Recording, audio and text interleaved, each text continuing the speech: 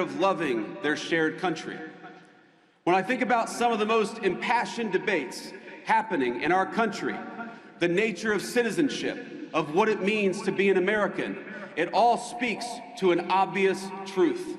Americans are hungry for identity. We're hungry for belonging. We're hungry for a sense of our place in the world. And it's no surprise why. For many years, our fellow Americans have been dealing with a globalized economy that homogenized cultures and hollowed out our towns. Academics and activists pushing race and gender politics down everyone's throat 24/7.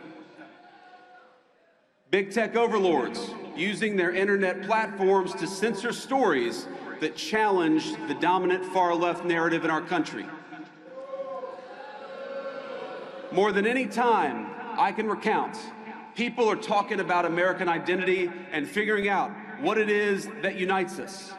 But I want to say something here.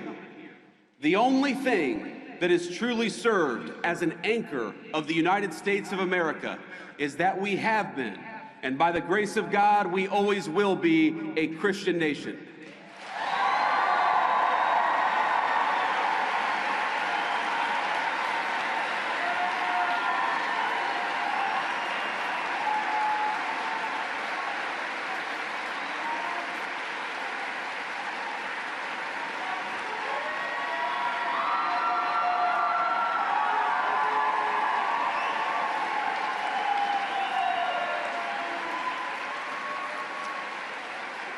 Now, I want to be explicit because, of course, the fake news media will twist everything that I say. I'm not saying... Do you feel about them the same way I do? I'm not saying you have to be a Christian to be an American. I'm saying something simpler and truer.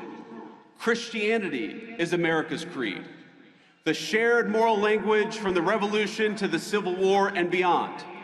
Across that history, our country's major debates have always centered on how we could best as a people please God. That creed, think about it, that creed motivated our understanding of natural law and rights, our sense of duty to one's neighbor, the conviction that the strong must protect the weak, and the belief in individual conscience. Even our famously American idea of religious liberty is a Christian concept. Because we're all creatures of God, we must respect each individual's pathway to that God. But over the last 50 years, there has been a singular focus, a war that has been waged on Christians and Christianity in the United States of America. And let me say, of all the wars that Donald Trump has ended, that is the one we're proudest of.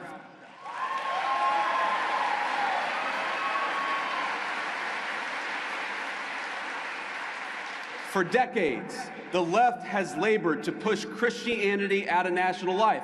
They've kicked it out of the schools, out of the workplace, out of the fundamental parts of the public square. Freedom of religion transformed into freedom from religion. And in a public square devoid of God, we got a vacuum.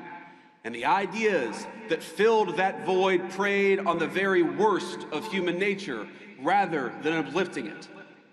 They told us not that we were children of God, but children of this or that identity group. They replaced God's beautiful design for the family that men and women could rely on and turn to one another with the idea that men could turn into women so long as they brought the right bunch of pills from Big Pharma.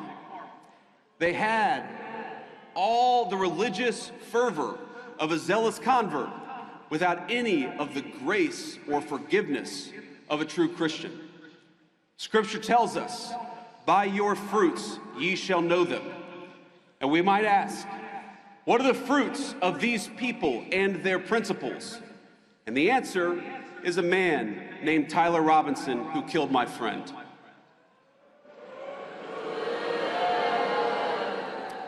Think about it. He has everything that the far left want from our young men.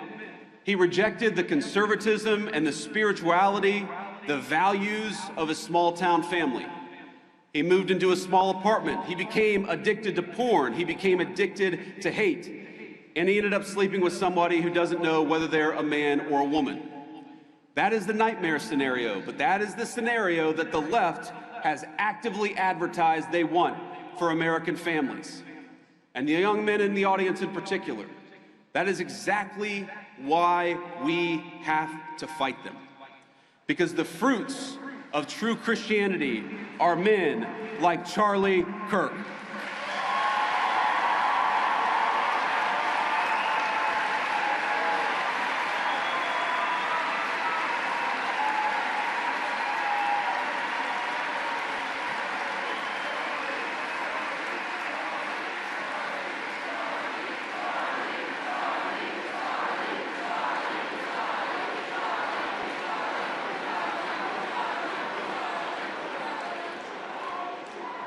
The fruits of true Christianity are good husbands, patient fathers, builders of great things, and slayers of dragons. And yes, men who are willing to die for a principle if that's what God asks them to do.